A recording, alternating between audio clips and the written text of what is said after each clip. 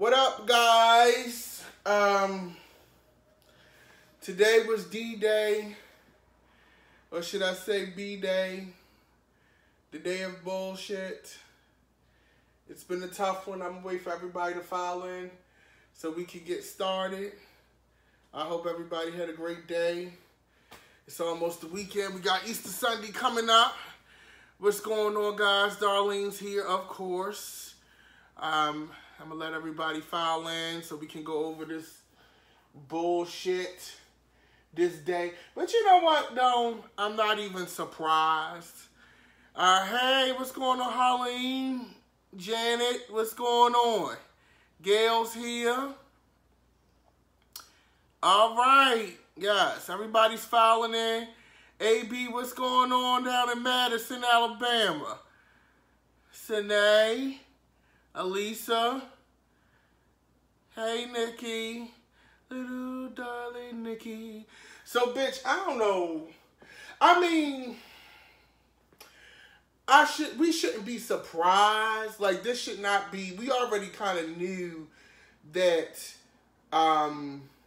it was going to play out like this. This isn't something that I think is surprising.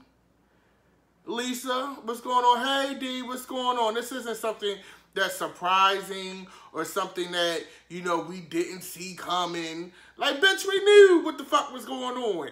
I'm just mad. Like, usually I like to be informed and things like that. I usually don't get angry about a lot of these things anymore because we already know the world in which we living in and the demographic and the situation and all of that shit. But this morning made me angry, yo. Like, I was like mad. You know what I'm saying? Like, I'm like, as you can see, I'm already getting into it. I'm like waiting for everybody to get. I'm not waiting for everybody to get in here, but today was like the first day in a while where this administration and the government in general just really pissed me the fuck off, yo. Like, it just, number one, I'm not saying that any president is perfect. No politician is perfect. If you're looking for perfection in a politician, bitch, something is wrong with you any goddamn way. But I've never seen, this is some shit like when you watch like them PBS documentaries about the 60s and like Eyes on the Prize and shit like that. That shit you expect to see about that shit is the past. It's old. I think today reminded me that shit is not the past. I don't feel like it's ever going to be the past. That's just the world we live in, especially if you're a person of color. Like, this shit was fucking atrocious, yo. Like, it's annoying. I've never seen an attorney general do a fucking, introduction to a report. Like, who the fuck does that? Like, you should not have to do an introduction if the motherfucker didn't do nothing. We just read the report and keep it moving. Mic drop. You understand what I'm saying? Like, bitch, who does a whole goddamn press conference? And the thing that annoys me, and I think that infuriated me the most, is that this is some white privilege shit. And I know we have white viewers, y'all may agree and may disagree. I don't know. At this point, I don't really give a fuck. But this is some white privilege shit, yo. Like, if Barack Obama, or like you see how they doing Ilhan Omar, Rashida Tlaib, like they would never get this kind of grace and courtesy, sitting president or not. It just they wouldn't get this. You understand what I'm saying? Like they wouldn't get this.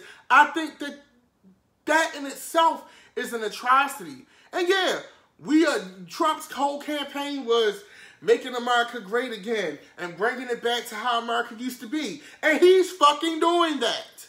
No shade. He is doing what he said he was going to do. Because that shit today looked like some shit from like the 60s. That's some Bull Connor fucking, Nixon type shit. That's bottom line. I ain't never seen no shit like that. And then you issue a report I know what redacted means. We know that. But just to sit and look through this report, because I downloaded it. Barnes & Noble's had it on the Nook app for free. So I downloads the report and shit, guys. And it's like, it looked like when you do a paper and hand that shit in, and the teacher just mark all over it and shit, like this wrong, that wrong, bring that back, run on sentence. Like, that's what it was given. And I understand that some of the shit in the report you can't make public because you are still researching certain things. So I get that piece of it. I don't want to be unreasonable and say I don't understand that you guys are still doing an investigation. But I just think that was fucking bogus. And it's bogus that this shit is being allowed. And then to add insult to injury, Captain Crunch posts, number one, if I was HBO, I hope HBO is getting ready to sue the fuck out of him, issue a cease and desist, something. Because they sure as hell know how to find my freestyles on SoundCloud, bitch. They sure as hell know when I done logged into my damn somebody else HBO Go password. If y'all can find that bitch, y'all can send a cease and desist to Donald Trump's ass about using your graphics and likeness. And I hope y'all do it. But the thing that was interesting to me was this. Going through the report, and I would be lying to you if I said that I sat and read this whole report. That's fucking impossible. It's 440 pages. It's like fucking ridiculous. Like, I could never read that whole report from the time that it was issued up until now. So we not even gonna play that game and like, oh bitch, I read the report, because I fucking didn't. I skimmed through it, but I couldn't read 440 pages from now to then. That's just not gonna happen.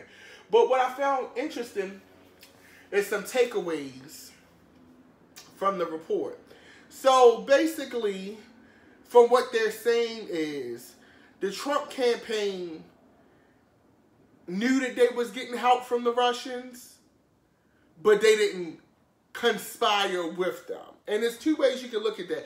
It's like, bitch, it's like, this is the equivalent of going to Target, getting a bunch of shit, you know, bullshit, cleaner, sheets, towels, but underneath the cart, you got a goddamn 40-inch TV that you just so conveniently forgot to bring to the register. And the cashier didn't look at the bottom of your cart knowing good and goddamn well they supposed to. So they just let you walk out the door with the TV, and you done bought some shit, so now it look like you paid for the TV, but you really didn't. But we know, and you know, that you didn't pay for the TV, bitch. That's what this is. Okay? That is what this is. This is the equivalent of you stealing a 40-inch TV and buying a candy bar, bitch, to make it look good. This is what this is. Okay? Don't ask me how I know. Now, so basically, you know, Mueller, you know, came to the conclusion, bitch, you knew the train wreck was coming, you just didn't stop the train wreck, bitch. So, bam. Then, allegedly, well, that ain't allegedly, it's in the report, bitch, Donald Trump asked campaign aides to find Hillary Clinton's email. So this bitch doing dirt, he trying to get Hillary emails. He going around the office asking people for the emails. Allegedly, Michael Flynn, a.k.a. Mr. Lock Her Up, is the only dummy that actually went and started looking for the emails like a goddamn idiot. Okay?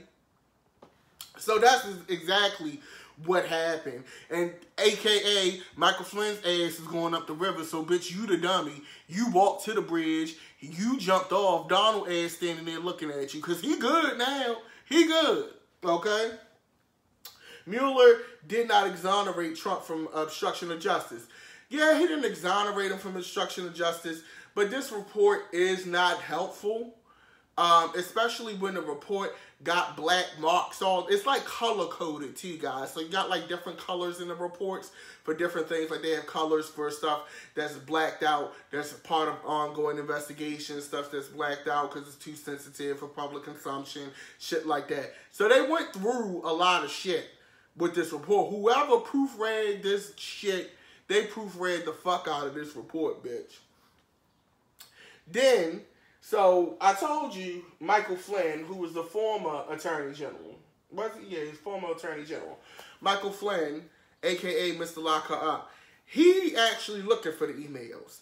Everybody else that worked in the goddamn White House is like, bitch, we ain't fucking doing no bullshit. We ain't going around, helping you obstruct justice. So Trump would basically ask people in the office, which I don't know how you want to take this, if you want to look at them differently, or if you want to be like, oh, somebody had sense. But, everybody ain't trying to go to jail. Everybody ain't down for the cause. Some people is just there for the check. And if you going to cut them a check, they'll take your money, but they ain't going to jail for your ass. So a couple of these aides, and I kind of, in retrospect, I wish they had helped him obstruct justice. I know, again, you would have went to jail, bitch. But think of the good that you would have did the country if it would have been easily proven that he obstructed justice. But they ain't want to go to jail. So they ain't do the shit that he was asking them. He going around asking them all this other shit. They ain't want to do it.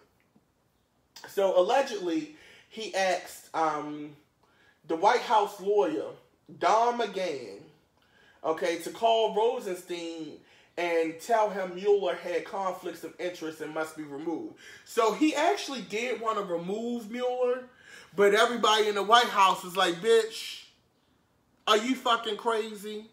We're not firing Mueller. It's not happening. Bitch, you will deal. But he was trying, though. But the aides was like, fuck it, we ain't got it, bitch. Okay?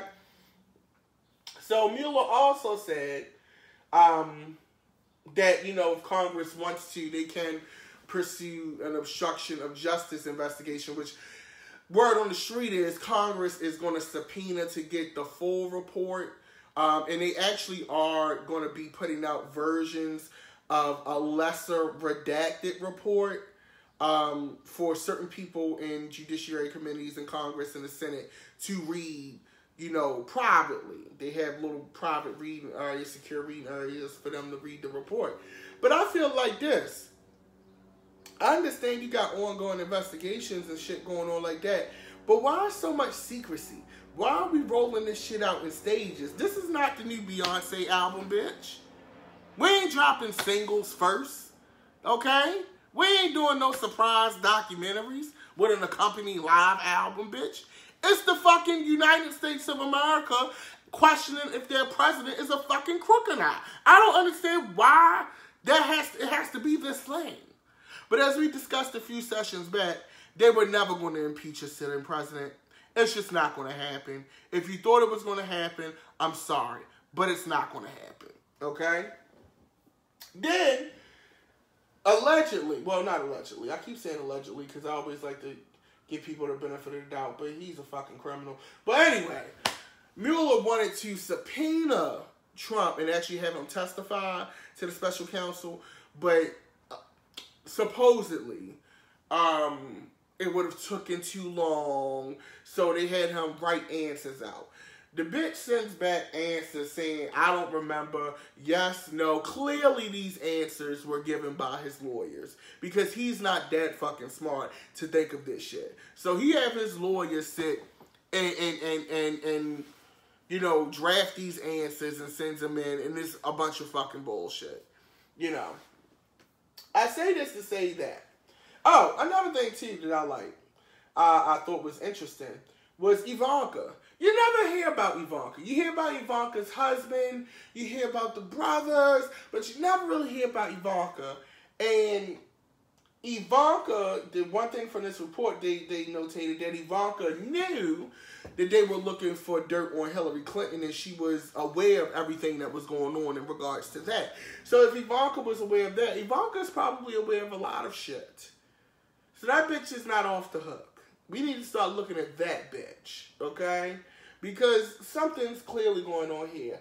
I feel like this report has worn everybody out. I feel like we spent a lot of money to get this investigation done as a country, and it seems like it was a big fucking waste of money. Not saying that we didn't get a few prosecutions and convictions out of it.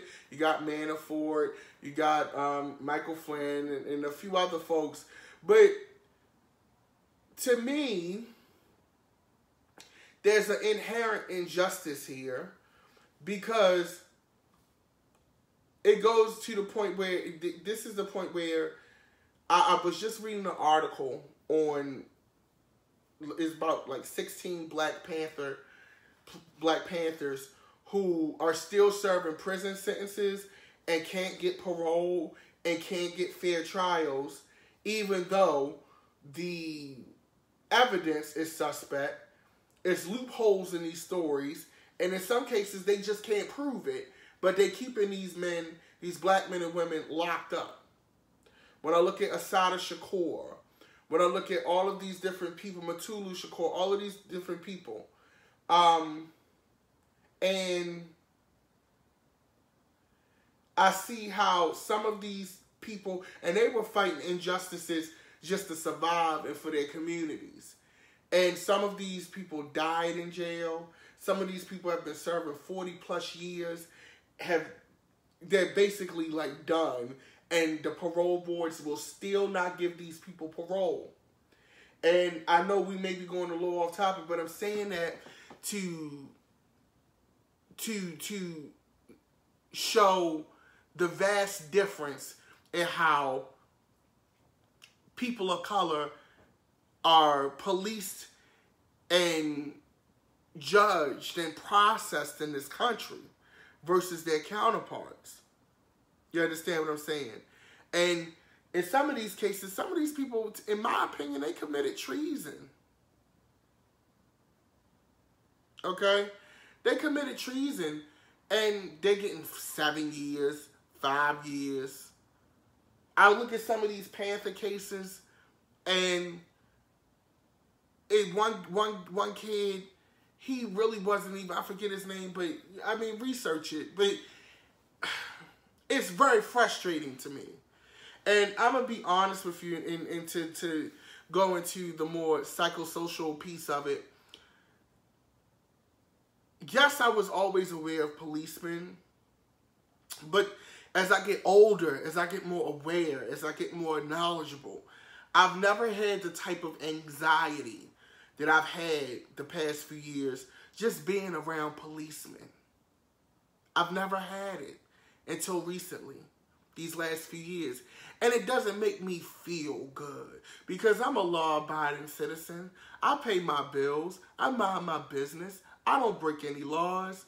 But still, just because I'm big and black, I have an anxiety about police. And I'm not even that guy.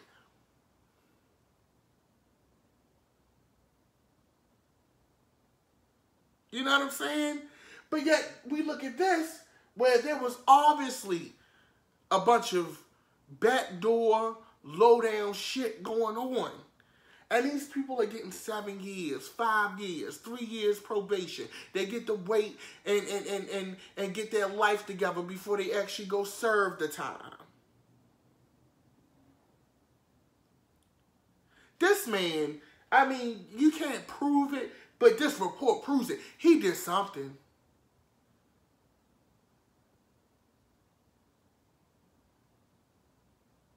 You know what I'm saying? Like, it's so annoying. And I was looking at this report today, guys, and I don't want to soapbox, but we haven't had a real conversation in a while. I was looking at this report, and it made me think about so many things. It made me think about, I get on these lives and I'll be like, yeah, vote and know your rights and all of that. But it's like, you vote and you know your rights, but sometimes I'll be like, am I telling these people, am I just like saying this shit for it not to really make a difference? And I'm just being real with you.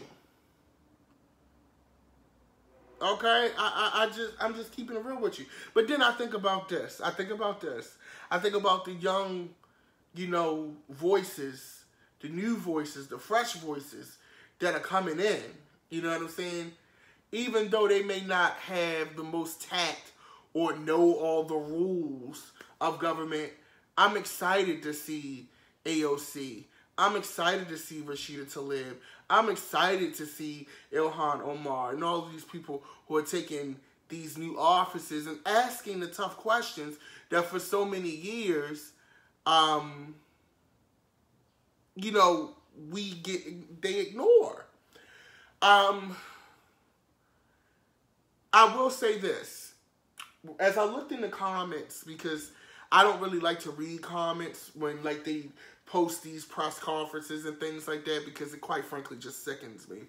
But I was looking through the comments, and what was annoying to me is how complicit in law breaking and, you know, lack of integrity people are just to say that they're right or just to get a win. I'm reading the comments when Barr is doing this press conference, and you see all of these Trump voters. Yeah, Trump 2020 and vindicating all this. I'm like, bitch, you really sitting in these comments acting like he not a proven liar? Like, really? You really sitting in here acting like that? And when I read those comments, I was like, we got to keep going. We got to keep fighting. So where do we go from here, guys? Where do we go from here? You know where we go from here? We got to support, and I usually don't like to do blanket statements because I feel like it's people we're way more dynamic than that. But whoever get this nomination, bitch, we need to show out for that. I don't give a fuck if it's Bernie. I don't give a fuck if it's Andrew Yang. I don't give a fuck if it's Kamala Harris. I don't give a fuck if it's Cory Booker. I don't give a fuck if it's Pete Buttigieg. I don't care if it's Elizabeth Warren. I don't care if it's any of them. If you notice, I named a lot of names and I did that shit on purpose. Go research all of those people. But we gotta make sure that we back these people. There's a debate coming up. I think they're doing their first, CNN, I think is doing the first Democratic debate in July. And it's gonna be a mud fest. Some mud is gonna get slung. Some blood is gonna be drawn. But let's not take these debates. Let's use the Republican strategy. Let's not take these debates as, he said that about my girl. I don't know if I like him no more. If your person get knocked out, bitch, keep it moving. There's always 2024. But right now, we got to stay focused. Because we can't keep going through this. We can't keep putting our children through this. Okay? We can't keep having the example be you can lie your way through anything and it'll get you in the White House. Okay? We can't have our children having the example of, well, technically you didn't do this. That's not how it works. And we don't need to set that example to kids. Like, how are we expected to have our teachers teaching children about government and civics, and they're looking on TV, and what's in the textbook isn't matching what's on the television? We have to save ourselves. And another thing, too, I want to touch on. I'm going to do a candidate spotlight on Sunday at 7 p.m. Eastern Standard, Easter Sunday, on Andrew Yang, because it was requested, so I'm researching him now. But one thing I want to say is this. I did a spotlight on Pete Buttigieg. And, you know, I'm excited for him to be, you know, the first, you know, possible LGBT president, you know, LGBT presidential candidate. I'm excited.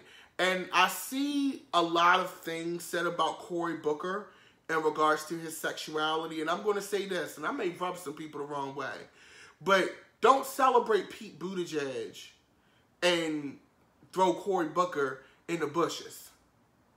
And the reason why I say this is this. If Cory Booker is saying that he's not gay, if he's saying that Rosario Dawson is his boo thing and they dating and the bitch come out and make a statement and say that, then let it be that. Because I'm going to say this. Doing that, and what if Cory Booker is really straight? Or what if he's gay? It really doesn't matter. And I think that's something that's dogging his campaign. But we can't treat Cory Booker like that. Number one, it's disrespectful because we don't know his life. We can only go off of what we think or what we suspect. What you think is two different things. But don't celebrate Buttigieg. I'm going to tell you something. As a black gay person, Buttigieg is white. It's a different set of circumstances when you black. And you know why? Look at how hard of a time you're giving Cory Booker right now. And you don't even fucking know. So imagine if Cory Booker was really gay and he really came out. He's not going to get the reception that Buttigieg got. And that's fucking facts. And that's all I'm going to say about that. If you ain't got nothing nice to say about Cory Booker in regards to say, let it be about his policies, about his record, about what he's doing as a candidate. If he using Rosario Dawson as a bid, that's his fucking business. But we not going to not give him the same courtesy and grace that we're giving someone else. And that's bottom fucking line. If you don't like it, I really don't give a shit. And that's all I'm going to say about that. But where do we go from here? We got to vote. Okay? We got to vote. We got to stay focused. We got to galvanize. I'll try to do everything that I can, you know, and help and move forward and reach out. Also, to look into your communities. There are these, you know, how Nixon and Trump always like to use this solid majority and the solid minority, whatever the fuck they be saying. There's whole demographics out here, and people and kids that you may be able to reach that I can't, or a politician can't, or somebody else can't, that may get them to the polls. Okay? And let it be that. You know, but let's do everything that we can, and I'm going to challenge you guys and say, well, what are you doing to, you know, bring more people to the polls, or to, you know, bring more awareness to your candidate? Us arguing on Facebook is nice, but are you stumping for your candidate? Or are you going out there and you're knocking on doors? I know a lot of Bernie people get mad at me because I'll be like, oh my God, you know, I don't have any real beef with Bernie. But outside of arguing with me on Facebook, what are you doing for Bernie? Outside of arguing with this person on Facebook about why Andrew Yang is the greatest thing ever, or Kamala is the Dalai Lama, Kamala, what are you doing to actually support and help that candidate? Okay? And that's all I'm going to say about that. And I think we need to rest on that and sit on that. And see where we're heading. I want to look into a few more things. I'm sure some more shit will pop up by Sunday, but tentatively for Sunday, we are going to do a candidate spotlight on Andrew Yang. I may pull somebody else in there. And also, if you have any questions, I never do this, but Sunday is going to be Q&A. Q&A, inbox me a question. The question needs to be in no later than Saturday evening at 12 a.m. Eastern Standard Time. So by Saturday night, midnight, bitch, if your question ain't in there, I can't help you. If I get questions that are along the same lines, I'll answer them together. But anything that you want me to research, or you want us to discuss or look into that's politically driven, or it could be pop culture, as long as you ain't minding my motherfucking business, we can do that. But on that note, guys, let's just stay positive. I love you guys. Let's keep it moving and move forward. It is Easter Sunday for those of you who, you know, believe, or religious or anything like that. It's Easter Sunday, so happy Easter to you. If it's not, you know, you're not an Easter guy, then happy Game of Thrones. If you don't watch Game of Thrones, then bitch, just be happy to have the weekend off. On that note, I love you guys dearly. Make sure you follow me on YouTube, Secretary of Shade. Also on Instagram at GODDM. My single is coming at the end of the month. So be blessed, be safe, and y'all have a good evening.